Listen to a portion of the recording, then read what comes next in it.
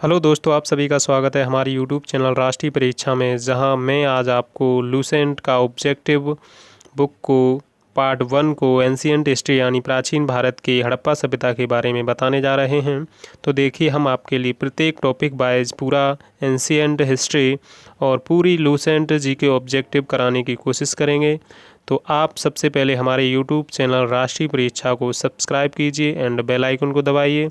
और objective Lucent book in Hindi हम आपको पूरा कंप्लीट कराने की कोशिश करेंगे। कंप्लीट ऑल टॉपिक पूरा ही कराएंगे हम दोस्तों। तो आज का देखिए, आज का हमारा पहला प्रश्न है, हड़प्पा सभ्यता का सर्वाधिक मान्यता प्राप्त काल है। हड़प्पा सभ्यता का सर्वाधिक मान्यता प्राप्त काल है। हड़प्पा सभ्यता का सर्वाधिक मान्यता प्राप्त काल है तो 2800 से 2000 ये तो नहीं हो सकता, 3500 से 1800 ये भी नहीं है, तो इसमें ऑप्शन आपका ये वाला सही है। 2500 से 1750 ईसा पूर्व हड़प्पा सभ्यता का सर्वाधिक मान्यता प्राप्त काल है। ये C14 यानी कार्बन C14 के हिसाब से इसको सर्वाधिक मान्यता प्राप्त काल माना गया है, क्योंकि इसकी खोज अमेरिका के रसायन शास्त्री VF लिवी द्वारा 1946 में इस पद्धति की खोज के आधार पर इस हड़प्पा सभ्यता को 2500 से 1750 ईसा पूर्व के मध्य रखा गया है। तो सिंधु घाटी सभ्यता का सर्वाधिक मान्यता प्राप्त काल कौन सा है? 2500 से 1750 ईसा पूर्व। ठीक है, अगला प्रश्न है दोस्तों, देखिए अगला प्रश्न है सिंधु घाटी सभ्यता निम्नलिखित में से किस सभ्यता के समकालीन नहीं थी? तो मिस्र की सभ्यता, चीन की सभ्यता और मेसोपोटामिया की सभ्यता और ग्रीक की सभ्यता। तो इसमें हड़प्पा सभ्यता ग्रीक की सभ्यता के समकालीन नहीं थी, बाकी इनके समकालीन थी, मानते हैं लोग कि ग्रीक की सभ्यता के समकालीन नहीं थी। तो हाँ, अगला प्रश्न है दोस्तों, अगला देखिए, सिंधु घाटी सभ्यता कहाँ तक विस्तृत थी? सिंधु घाटी सभ्यता देखिए पंजाब पाकिस्तान में भी है, पंजाब हिंदुस्तान में भी है। तो पंजाब में थी, राजस्थान में थी और गुजरात में थी, उत्तर प्रदेश में थी और हरियाणा में भी थी, और सिंध ये भी पाकिस्तान में है और ये बलूचिस्तान भी पाकिस्तान में है। तो इसका ऑप्शन डी सही है। अगला प्रश्न है दोस्तों, देखिए अगला प्रश्न है, सिंधु घाटी सभ्यता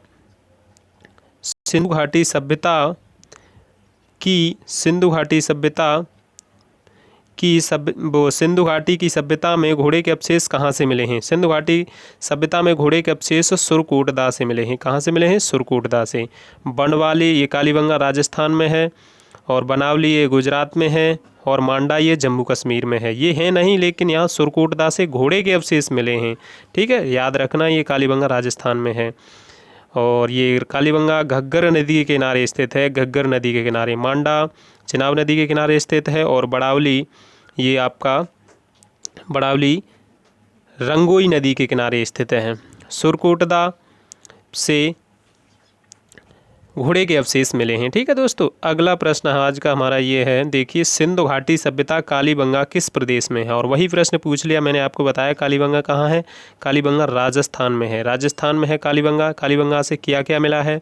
कालीबंगा से अलंकृत ईंटें मिली हुई हैं, और कालीबंगा घग्गर नदी के किनारे हनुमानगढ़ जिले में स्थित है। कालीबंगा भारत में स्थित है, राजस्थान में। ठीक है, और ये गुजरात में क्या है? गुजरात में ये बनावली है, ऊपर वाले में दिख रहा है, ये वाली गुजरात में ये बनावली है, और मांडा ये जम्मू कश्मीर में है। तो यहाँ पर ये ऑप्शन आपका ए सही है।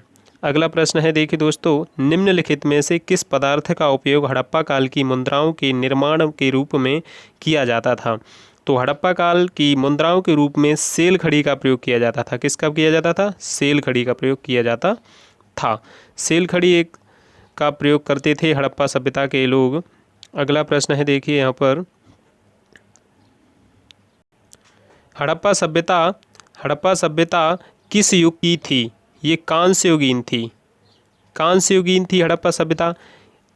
कांस्य यानी कांसे की वस्तुएं बनाया करते थे, इसीलिए इसे कांस्ययुगीन सभ्यता कहते थे। इसमें कांसे की बहुत सारी वस्तुएं बनाई थीं, उसके आधार पर इसे कांस्ययुगीन सभ्यता कहते थे। इसे लौह युगीन सभ्यता नहीं कहते थे। लौह युगीन क्यों नहीं कहते थे? क्योंकि इसमें लौह की खोज ही नहीं हुई थी, लौह की खोज नहीं हुई थी। और ये नवपाषाण काल उससे पहले की समय को नवपाषाण काल कहते हैं, और पुरापाषाण काल को भी उससे पहले के समय को पुरापाषाण काल कहते हैं। तो अगला प्रश्न है, देखिए यहाँ पर दोस्तों, सिंधु घाटी सभ्यता के लोगों का मुख्य व्यवसाय क्या था? सिंधु घाटी सभ्यता के लोगों का मुख्य व्यवसाय क्या था? तो सिंधु घाटी सभ्यता के लोगों का मुख्य व्यवसाय क्या था? वो व्यापारी थे, व्यापारी थे। और पशुपालन वाली सभ्यता को बोलते हैं वैदिक सभ्यता, तो ये भी है नहीं ठीक। यहाँ पर अगला प्रश्न देखिए अपना, हड़प्पा सभ्यता के निवासी थे, कैसे थे? वो एक शहरी, एक नगरीकृत व्यवस्था से बने हुए उनके घर थे, इसीलिए उन्हें हम शहरी सभ्यता के रूप में रख सकते हैं। और देखिए अगला प्रश्न है हमारा, सिंधु घाटी सभ्यता के घर किससे बनाए जाते थे? सिंधु घाटी सभ्यता के घर ईंट से या बांस से या पत्थर से या लकड़ी से, किससे बनाए जाते थे? सिंधु घाटी सभ्यता के घर किससे बनाए जाते थे? बांस से नहीं बनाए जाते थे, न पत्थर से बनाए जाते थे, न लकड़ी से बनाए जाते थे, वो बनाए जाते ईंटों से, क्योंकि एक नगरीय सभ्यता थी और नगरीय सभ्यता में ईंटों का ही प्रयोग किया जाता था पहले। तो देखिए क्वेश्चन नंबर 11 है, हड़प्पा वासी किस वस्तु के उत्पादन में सर्वप्रथम थे? तो हड़प्पा वासी किस वस्तु के उत्पादन में सर्वप्रथम थे? तो वो मुद्राएं उस समय इतनी नहीं विकसित हो पाई थी, लेकिन वो सर्वप्रथम कपास उन्होंने सबसे पहले इसको उगाया था। यूनानी इसे कहते थे कि ये सिंडन है, सिंडन बोलते थे। और ग्रीक यूनान के लोगों ने इसे सिंडन कहा था, सिंडन नाम से पुकारते थे। और यहाँ पर औजार का तो कोई साक्ष्य मिला ही नहीं है, लेकिन सबसे ज़्यादा इसमें उत्पादन किया जाता था तो कपास था। अगला प्रश्न है, देखिए यहाँ पर अगला प्रश्न है, निम्नलिखित विद्वानों में से हड़प्पा सभ्यता का सर्वप्रथम खोजकर्ता कौन था? तो इसमें sir John marshal A Cunningham, इसमें है देखिए आपके दयाराम साहनी ने 1921 में इसकी खोज की थी, हड़प्पा शहर की। अगला प्रश्न है देखिए यहाँ पर, सिंधु सभ्यता का पत्तन नगर बंदरगाह कौन सा है? सिंधु सभ्यता का पत्तन नगर बंदरगाह कौन सा है? वो है लोथल। लोथल कहाँ है? लोथल गुजरात में है, और ये लोथल भोगवा नदी के किनारे स्थित है। यह एक बंदरगाह नगर था, यहाँ जहाज आया करते थे, जो मिस्र की सभ्यता और ये मेसोपोटामिया की सभ्यता के जहाजी बेड़े आया करते थे यहाँ पर। और ये आपका देखिए कई बार पूछा भी जा चुका है, काफ़ी एग्जामों में पूछा गया है प्रश्न। और देखिए अब अगला प्रश्न हमारा ये है, पैमाने की खोज ने यह सिद्ध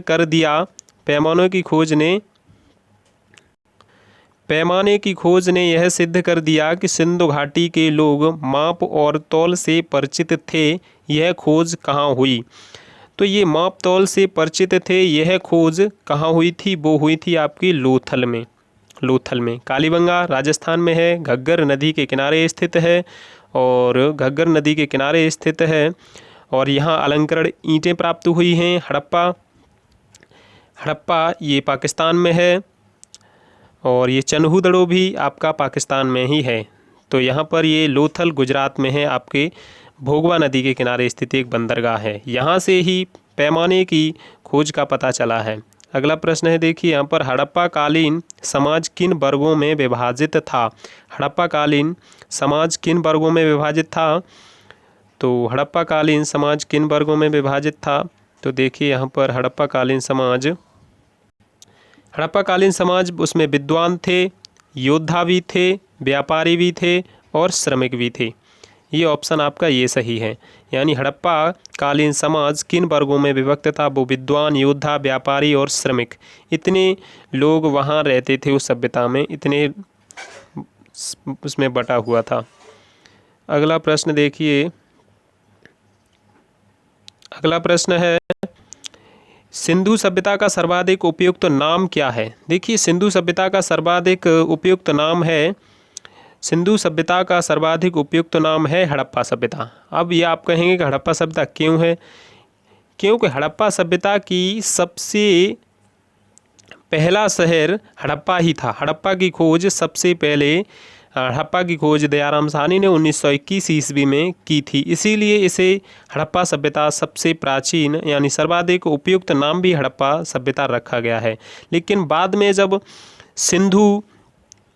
सिंधु नदी के किनारे अवशेषों के मिलने से यानी सिंधु नदी के किनारे ही खुदाई के दौरान जो प्रमाण मिलते गए उसके आधार पर इसका नाम सिंधु घाटी यानी सिंधु की घाटियों में स्थित नगर या गांव जो भी थे उनके आधार पर इसको सिंधु घाटी सभ्यता कहने लगे। सिंधु घाटी सभ्यता कहने लगे। लेकिन इसका उपयुक्त नाम आप हमेशा याद रखिए, क्योंकि हड़प्पा सभ्यता की सबसे पहले खोज दयाराम साहनी ने 1921 ईस्वी में की थी, इसीलिए इसे हड़प्पा सभ्यता कहते हैं। ठीक है, अगला प्रश्न देखिए। अगला प्रश्न आपका काफ़ी थोड़ा बड़ा प्रश्न है। अगला प्रश्न देखिए यहाँ पर,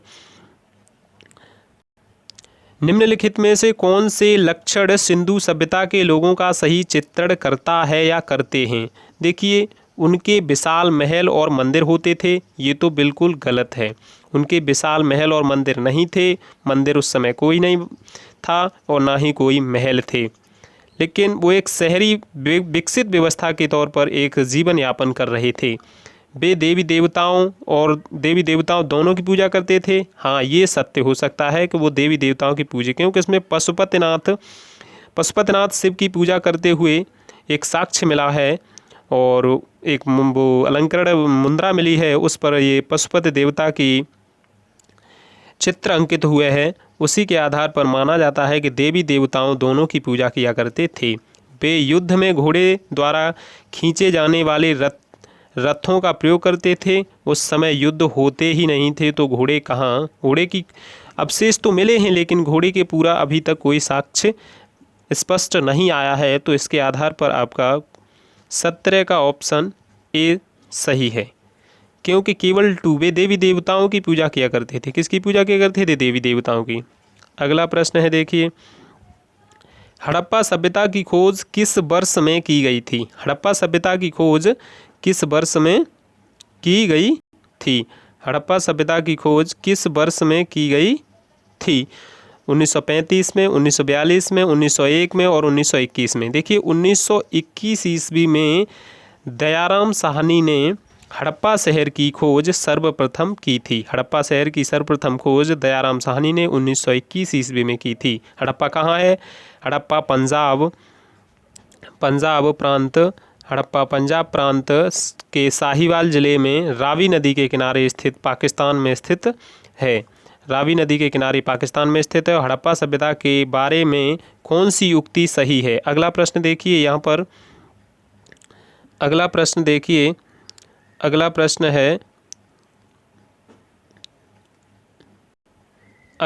है 19। देखिए, हड़प्पा सभ्यता के बारे में कौन सी उक्ति सही है? हड़प्पा सभ्यता के बारे में कौन सी उक्ति सही है? हड़प्पा सभ्यता के बारे में वह युक्ति है, देखिए, नंबर ए, उन्हें अश्वमेघ की जानकारी थी। नहीं, उन्हें अश्वमेघ की जानकारी नहीं थी। और वे गाय उनके लिए एक पवित्र थी। उस समय गाय के कोई प्रमाण ही नहीं मिलते हैं। लेकिन अश्वमेघ की बात करें तो ये वैदिक सभ्यता में थी, लेकिन गाय के प्रमाण उस समय नहीं मिलते। लेकिन उसमें बैल के थोड़े प्रमाण मिले हैं। और यहाँ देखिए, सबसे पूजनीय पशु भी वह बैल को ही मानते थे, लेकिन उन्होंने पशुपति का सम्मान करना आरंभ किया था। हाँ, ये सही है, उन्होंने पशुपति का सम्मान प्रारंभ करना शुरू किया था। ये ऑप्शन आपका बिल्कुल सही है। और उनकी संस्कृति सामान्य स्थिर नहीं थी। हाँ, उनकी सामान्य स्थिर थी, तो इसमें आपका ऑप्शन यही सही है। ठीक है, और देखिए, अब आगे बढ़ते हैं अपने अगले प्रश्न पर। हड़प्पा के लोगों की सामाजिक पद्धति कैसी थी? हड़प्पा के लोगों की सामाजिक पद्धति कैसी थी? हड़प्पा के लोगों की सामाजिक पद्धति उचित समतावादी थे। वे कैसे थे? उचित समतावादी। वर्ण आधारित भी नहीं थे। दास श्रमिक, क्योंकि राजा ही नहीं थे उस समय कोई, लेकिन उतने विकसित वो नहीं था लेकिन उचित, एक समाजवादी लोग थे, वो एक समाजवादी लोग थे। उस समय कोई जनतांत्रिक को माना जाता है लेकिन फिर भी यहाँ पर आपका सही है उचित समाज वो समतावादी। ठीक है, अगला प्रश्न ये है, सिंधु का नखलिस्तान बाग हड़प्पा सभ्यता के किस पुरास्थल को कहा जाता है? नखलिस्तान बाग मोहनजोदड़ो को कहते हैं। किसको कहते हैं? मोहनजोदड़ो। मोहनजोदड़ो को क्या क्या कहते हैं?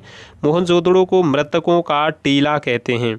और नखलिस्तान बाग है यहाँ पर, और एक विशाल स्नानागार है जो इनका हड़प्पा वासियों का एक धार्मिक स्थल कहाँ है? मोहनजोदड़ो। मोहनजोदड़ो कहाँ है? मोहनजोदड़ो सिंधु नदी के किनारे पाकिस्तान के सिंध प्रांत में लरकाना जिला में है। इसकी खोज 1922 ईस्वी में राखलदास बनर्जी ने की थी। इसकी खोज राखलदास बनर्जी ने की थी। अगला प्रश्न देखिए यहाँ पर, अगला प्रश्न है, हड़प्पा सभ्यता के संपूर्ण क्षेत्र का आकार किस प्रकार का था? हड़प्पा सभ्यता के संपूर्ण क्षेत्र का आकार कैसा था? त्रिभुजाकार, यानी त्रिभुजाकार था। हड़प्पा सभ्यता का क्षेत्र का आकार त्रिभुजाकार था। इसमें सर्वाधिक स्थल हमारे भारत में ही हैं, लेकिन उस समय तो हड़प्पा की खोज हुई थी, उस समय भारत हमारा विभाजित नहीं हुआ था, इसीलिए मानते हैं हम। अगला प्रश्न देखिए हमारा है,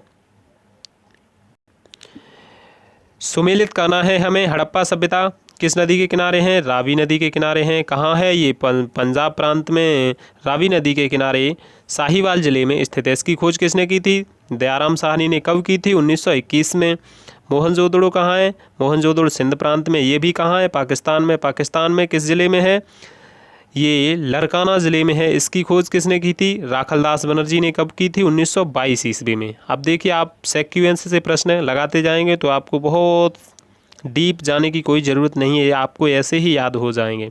मैं वादा करता हूं कि आप अगर इस प्रैक्टिस सेट को लगाते जाएंगे तो आपको मैं वादा करता हूं कि आपका पूरा कंप्लीट ही हो जाएगा। याद अच्छा होता है ऐसे करने से। देखिए यहाँ लोथल कहाँ है? लोथल गुजरात में है। ये भोगवा नदी के किनारे स्थित है। ये एक बंदरगाह है, और ये भोगवा नदी के किनारे स्थित है, ये एक बंदरगाह है। और कालीबंगा घग्गर नदी के किनारे राजस्थान में है। तो देखिए ये दोनों कहाँ हैं?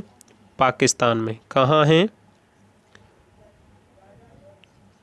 पाक में है। और ये हमारे कहाँ हैं? इंडिया में।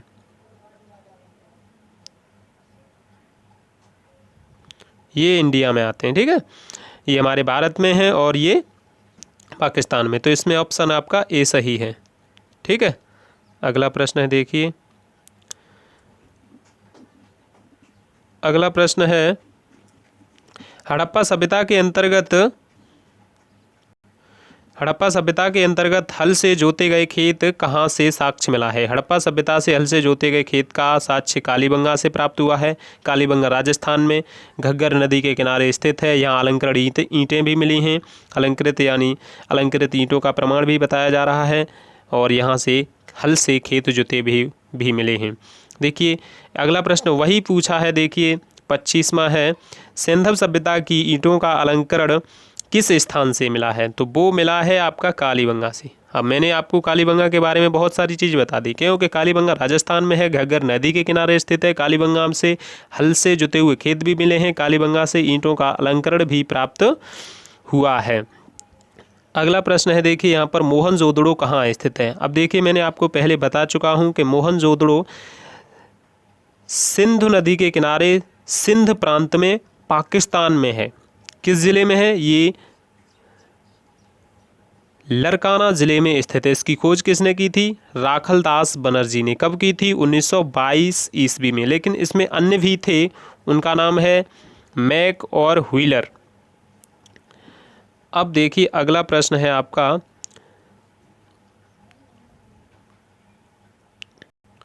सिंधु सभ्यता में बृहत स्नानागार पाया गया है। और मैंने आपको ये बता दिया था कि बृहत स्नानागार, आपको सब ऑप्शन पढ़ने की ज़रूरत ही नहीं है। आपको जो पढ़ना है उसी पर फोकस किया करो, सीधा डायरेक्ट आपको फोकस पता चल जाता है कि कैसा प्रश्न पूछ रहा है। मोहनजोदड़ो से ही विशाल स्नानागार है। ये धार्मिक स्थल था। कैसा स्थल था? धार्मिक स्थल था। सिंधवासियों का एक धार्मिक स्थल था। यहाँ पर वो स्नान करके पवित्र स्थल था ये स्नान करने के लिए उनका। और देखिए यहाँ पर अगला प्रश्न है आपका, सिंधु सभ्यता की मुद्रा में किस देवता के समतुल्य चित्रांकन मिलता है? चित्रांकन मिलता है तो उसमें किसका मिलता है? आद्य शिव, यानी शिव के आकार के पशुपतिनाथ शिव की जो आकृति मिली है उससे पता चलता है कि यहाँ पर पशुपति शिव वो मुद्रा में वो मिली है आकृति, उस पर चित्र छपा हुआ है, इसीलिए उसे हम आद्य शिव के समकालीन मानते हैं। उसमें आधा शिव का ध्यान मुद्रा में बैठे हुए दिखाया गया है। अगला प्रश्न है, देखिए यहाँ पर अगला प्रश्न है यहाँ पर, निम्नलिखित में से कौन सा हड़प्पा कालीन स्थल गुजरात में है? हड़प्पा कालीन स्थल गुजरात में था। निम्नलिखित में से कौन सा हड़प्पा कालीन स्थल गुजरात में था, ये प्रश्न पूछा हुआ है। तो वो आपका है लोथल। लोथल गुजरात में था।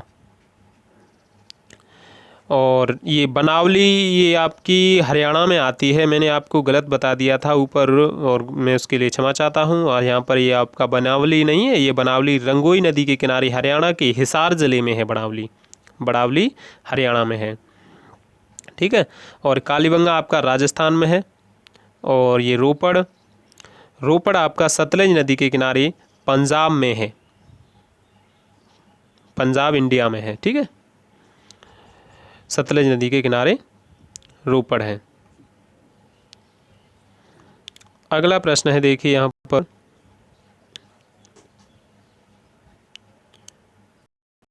मोहनजोदड़ो का स्थानीय नाम है। मोहनजोदड़ो को क्या कहते थे? मैंने आपको बता दिया है कि मोहनजोदड़ो को नखलिस्तान बाग भी उसे पुकारते थे, वहाँ पर एक नखलिस्तान बाग भी बताते हैं। लेकिन मोहनजोदड़ो को हम मृतकों का टीला,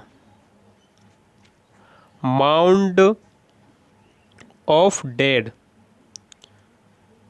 मड ऑफ डेड यानी माउंड ऑफ डेड यानी मृतकों का टीला कहते थे। मोहनजोदड़ो को मृतकों का टीला कहते थे, ठीक है। अगला प्रश्न है यहाँ पर,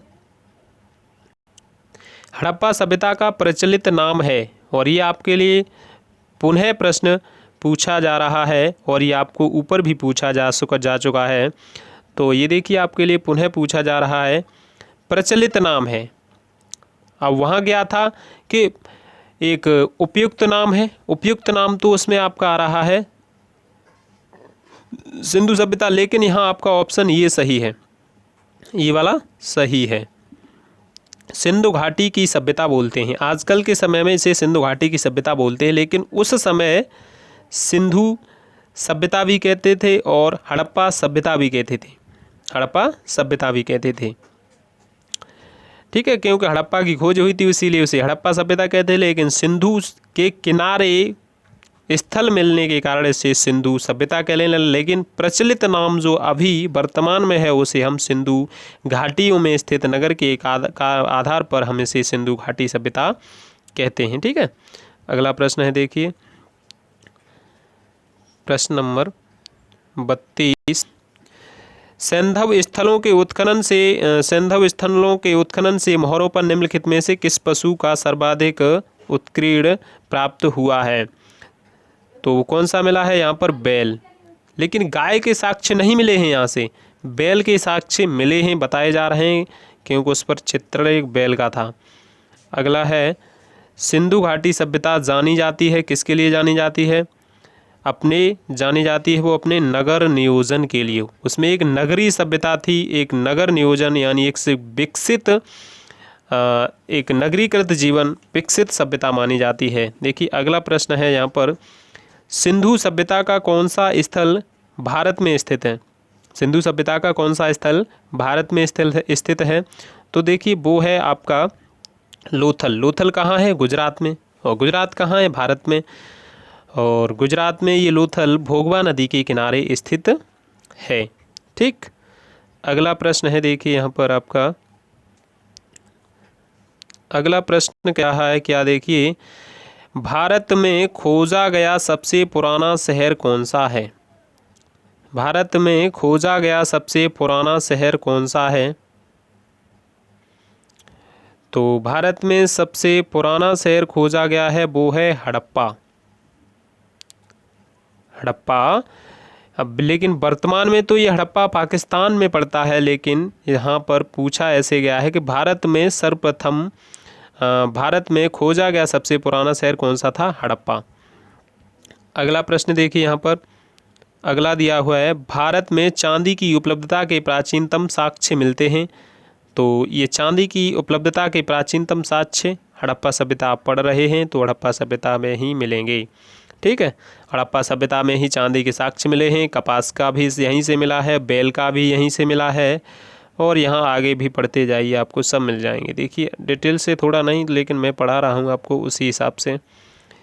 और देखिए अगला प्रश्न है, सिंधु सभ्यता के बारे में कौन सा कथन असत्य है? सिंधु सभ्यता के बारे में कौन सा कथन असत्य है? देखिए सिंधु घाटी सभ्यता के बारे में कौन सा कथन असत्य है?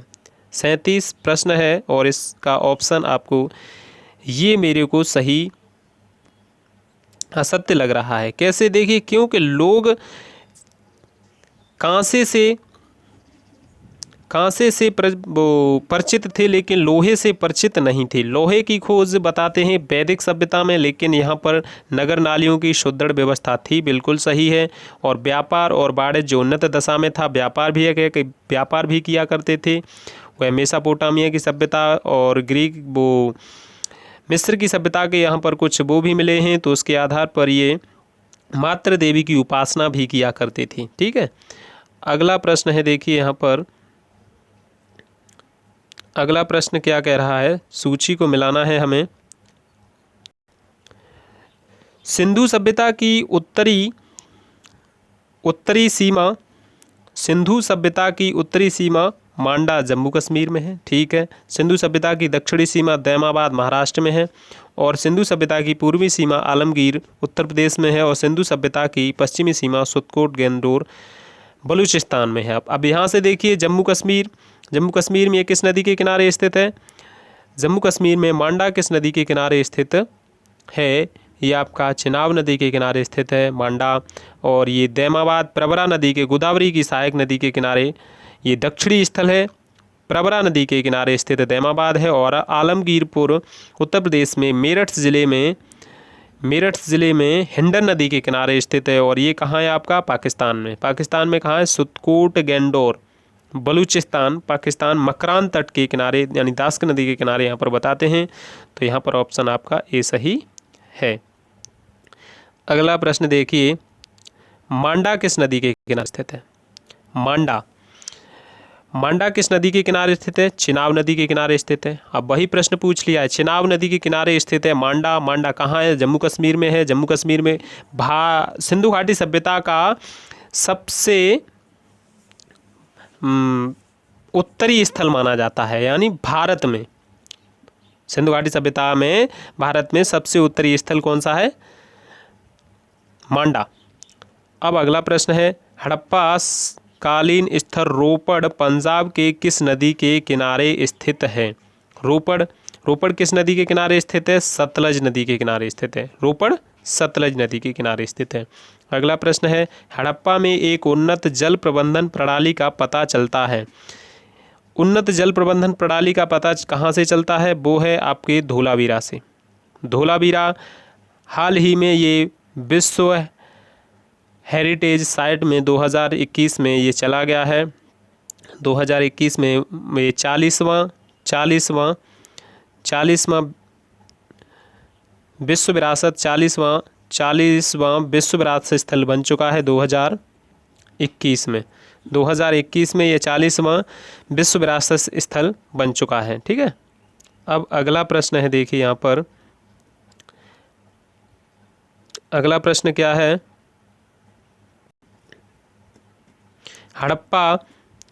हड़प्पा के मिट्टी के बर्तनों पर सामान्यतः किस रंग का उपयोग हुआ था? हड़प्पा के मिट्टी के बर्तनों पर किस रंग का उपयोग किया गया था? वो था लाल रंग। ये लाल रंग, हम जो पेन चला रहे हैं वही लाल रंग का प्रयोग हड़प्पा की बर्तनों पर किया गया था। ज़्यादातर लाल ही रंग की साक्ष्य बताए जा रहे हैं। लेकिन अगला प्रश्न देखिए यहाँ पर, सिंधु सभ्यता में निम्नलिखित में से किस युग में पड़ता है? सिंधु सभ्यता को हम किस युग में रखेंगे? देखिए वह कैसी थी? आद्य ऐतिहासिक थी। ऐतिहासिक तो उसे बोलते हैं जो पूर्ण रूप से लिखित साक्ष्य मिले हैं लेकिन वो पढ़े भी गए हैं, लेकिन ये हमारे लिखे तो मिले हैं लेकिन उनकी अभी हमने लिपि को पढ़ा नहीं जा सका है, किसी के द्वारा उसका अभी तक कोई अनुवाद नहीं किया जा चुका है, इसीलिए उसे हम आद्य ऐतिहासिक युग की मानते हैं। क्योंकि आधी यानी लिखा हुआ मिला है लेकिन हम पढ़ नहीं सकते, लेकिन हम जिस चीज़ को पढ़ लेते हैं और लिखा हुआ मिला है उसे हम इतिहास बोलते हैं। और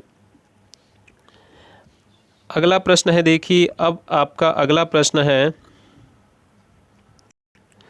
सिंधु घाटी सभ्यता की विकसित अवस्था में निम्नलिखित में से किस स्थल से घरों के कुएं अवशेष मिले? यानी घरों में कुओं के अवशेष मिले हैं, वो मिले हैं आपके मोहनजोदड़ो से। कहाँ से मिले हैं? मोहनजोदड़ो से। मोहनजोदड़ो से कुएं के अवशेष मिले हैं। ठीक है, अगला प्रश्न है, देखिए यहाँ पर अगला प्रश्न है सिंधु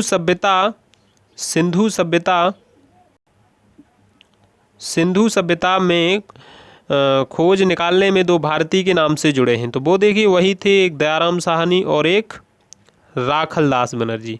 इन्होंने हड़प्पा की खोज की थी और इन्होंने मोहनजोदड़ो की खोज की थी। इन्होंने 1921 में की थी और इन्होंने 1922 में की थी। राखलदास बनर्जी ने 1922 में की थी मोहनजोदड़ो की खोज, दयाराम साहनी ने 1921 में हड़प्पा की खोज की थी। ठीक है, अब अगला प्रश्न है, देखिए दोस्तों अगला प्रश्न है, रंगपुर जहां हड़प्पा की समकालीन सभ्यता थी, रंगपुर जहां हड़प्पा की समकालीन सभ्यता थी, तो रंगपुर कहाँ है? रंगपुर ये मादर नदी के किनारे गुजरात के काठियावाड़ जिले में स्थित है। कहाँ है? सौराष्ट्र। वर्तमान में से सौराष्ट्र बोलते थे, लेकिन इसको अब सौराष्ट्र को दो भागों में विभाजित 1960 में कर दिया गया। उसमें एक महाराष्ट्र बना दिया गया है और एक गुजरात बना दिया गया है। तो देखिए यहाँ पर ये सौराष्ट्र में रंगपुर पड़ता है और इसमें अब वर्तमान में देखा जाएगा तो ये आपका गुजरात में पड़ता है, मादर नदी के किनारे स्थित है और ये काठियावाड़ जिले में स्थित है। ठीक है, अगला प्रश्न है यहाँ पर, हड़प्पा एवं मोहनजोदड़ो की पुरातत्विक खुदाई के प्रभारी थे। पुरातत्विक खुदाई के प्रभारी कौन बने थे? सन जॉन मार्शल। देखिए लॉर्ड क्लाइव तो ये अंग्रेज़ों का एक सेनापति था, बहुत ही प्रसिद्ध सेनापति था, और ये सर जॉन मार्शल ही इसमें, लॉर्ड मैकाले ये अपनी अंग्रेज़ी शिक्षा को लागू कराने वाले थे, लेकिन कर्नल टाड ये भी नहीं थे, लेकिन यहाँ पर सर जॉन मार्शल आपका बिल्कुल राइट है। ठीक है दोस्तों, अब देखिए अगला प्रश्न है यहाँ पर, निम्नलिखित में से किस पशु की आकृति जो मोहर पर मिली है जिसे ज्ञात होता है कि सिंधु घाटी सभ्यता में मेसोपोटामिया की सभ्यता के मध्य व्यापारिक संबंध थे? इससे क्या पता चलता है कि सिंधु घाटी सभ्यता में व्यापारिक संबंध थे, यानी बैल की आकृति मोहरों पर मिली है, लेकिन यहाँ पर गाय के साक्ष्य नहीं मिले हैं, लेकिन बैल की आकृति मिलने के कारण यहाँ पर हड़प्पा सभ्यता को मेसोपोटामिया की सभ्यता के समकालीन माना जाता है, व्यापार संबंध बताया जा रहा है। तो देखिए यहाँ पर आपका ऑप्शन ये सही है।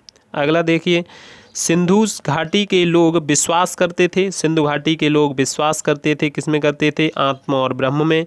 ये नहीं करते थे, यज्ञ प्रणाली वो जानते नहीं थे, लेकिन कर्मकांड में भी वो विश्वास नहीं करते, लेकिन उनकी सबसे प्रसिद्ध चीज़ है वो है मातृ शक्ति, अपनी माता में विश्वास करते थे, मातृ देवी में विश्वास करते थे और उन्हीं में अब उनकी आस्था थी। ठीक है, अगला प्रश्न है, देखिए RAS में पूछा हुआ है, RAS 1993 में। अगला प्रश्न ये है, देखिए निम्नलिखित में से कौन सा सिंधु स्थल समुद्र तट पर स्थित नहीं था? समुद्र तट पर स्थित नहीं था, तो वो आपका था, देखिए यहाँ पर सुरकोटदा भी समुद्र के किनारे एक बंदरगाह था, और लोथल भी एक बंदरगाह था, बालाकोट भी एक बंदरगाह था, ये भी था, ये भी था और ये भी था, लेकिन ये यहाँ पर आपका ऑप्शन बिल्कुल सही है, कोटद्दीजी समुद्र के स्थल के किनारे स्थित नहीं था। ठीक है, अगला प्रश्न ये कह रहा है, निम्नलिखित में से कौन मोहनजोदड़ो की सबसे बड़ी इमारत मानी जाती है? निम्नलिखित में से कौन मोहनजोदड़ो की सबसे बड़ी इमारत मानी जाती है? वो है, सबसे बड़ी इमारत है सभा भवन। जहाँ पर एक विशाल सभा का आयोजन किया जाता था, उसको हम मोहनजोदड़ो की सबसे बड़ी इमारत मानते हैं। ठीक है। अब अगला देखिए, यहाँ पर प्रश्न नंबर अगला है 52। सिंधुकालीन लोगों ने नगरों के घरों के विन्यास के लिए कौन सी पद्धति अपनाई थी? उन्होंने ग्रिड पद्धति को अपनाया था। ग्रिड, लाइन पद्धति, ऐसी वाली पद्धति, ऐसे मकान बने थे उनके, ऐसे इसमें विकसित हुए थे एक, इसमें ऐसे ग्रिड लाइन पद्धति को उन्होंने अपनाया था, यानी समकोण पर काटते हुए मकान बने हुए थे, न कि एक अविकसित व्यवस्था थी, यानी वो एक विकसित व्यवस्था के आधार पर ग्रिड पद्धति को उन्होंने अपनाया था। ठीक है। अगला प्रश्न है यहाँ पर, निम्नलिखित में सूची फर्स्ट को सुमेलित कीजिए। सूची नीचे दी गई कूट के आरेख पर देखिए तो लोथल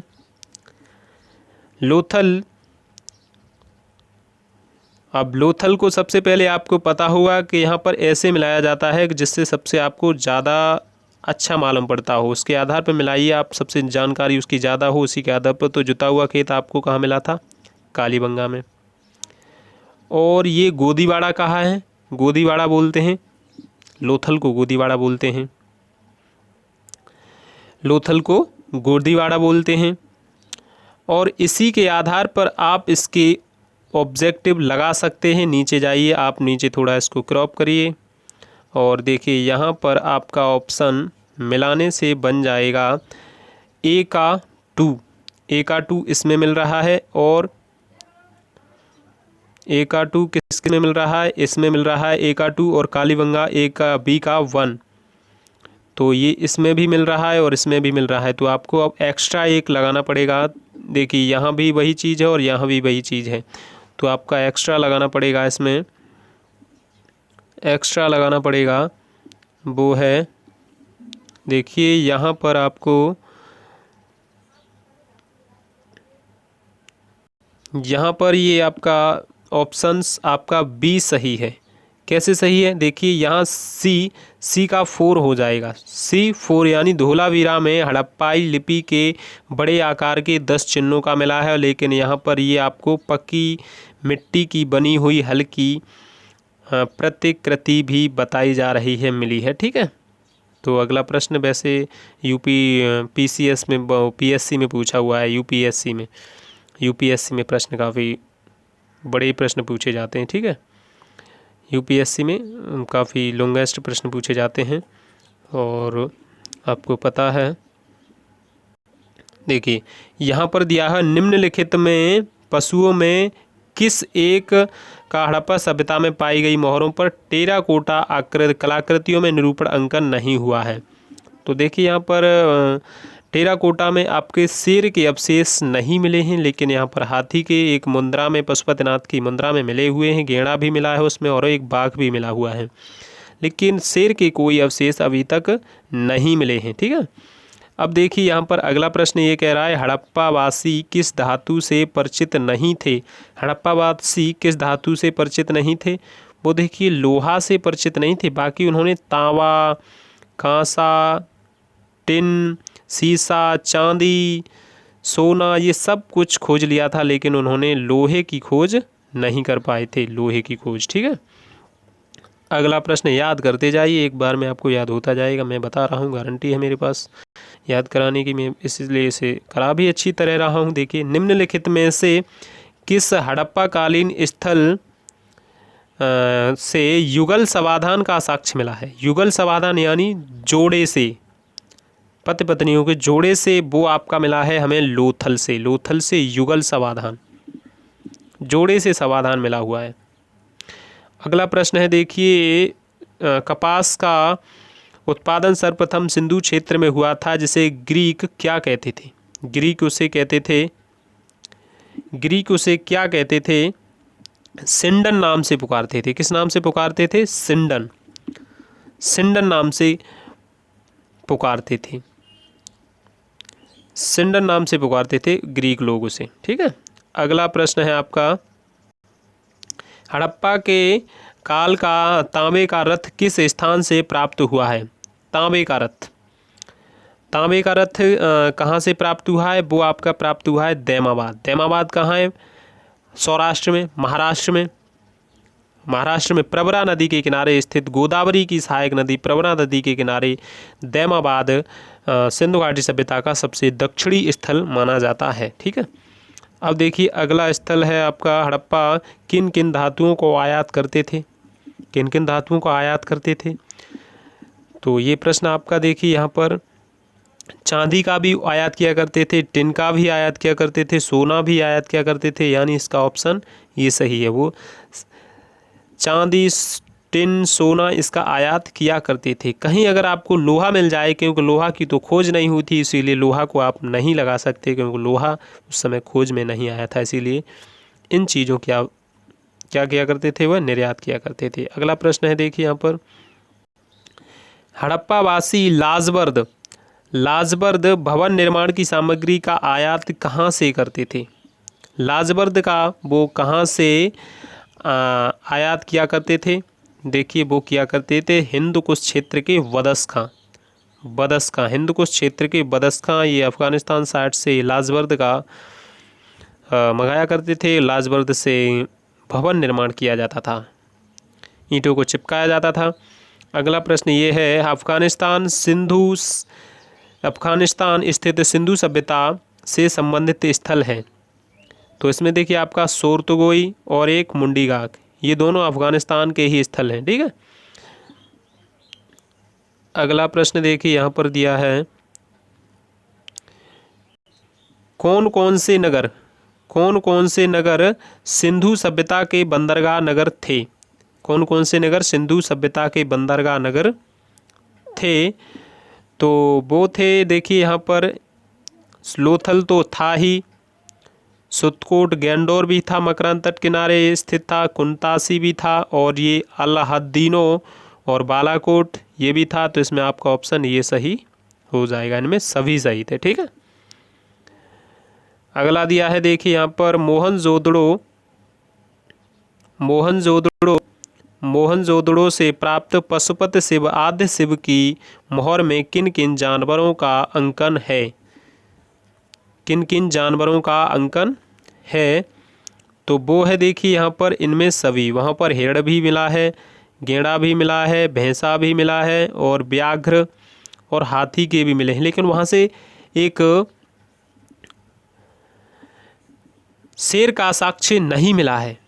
मैं बता रहा हूँ, वहाँ से शेर का साक्ष्य नहीं मिला है। आगे देखिए यहाँ पर आप, अगला प्रश्न है आपका,